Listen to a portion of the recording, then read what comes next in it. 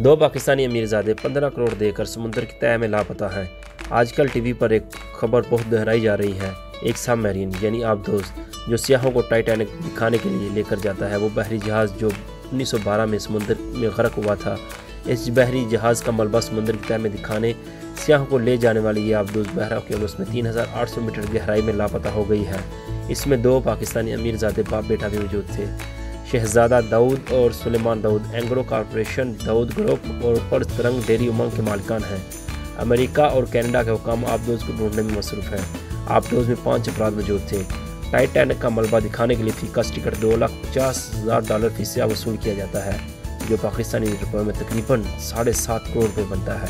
आप अंदाज़ा करें कि ये अमीरजादे किस कदर मालदार है कि वो इस सफ़र के लिए 15 करोड़ रुपये अदा करके शामिल हुए हैं।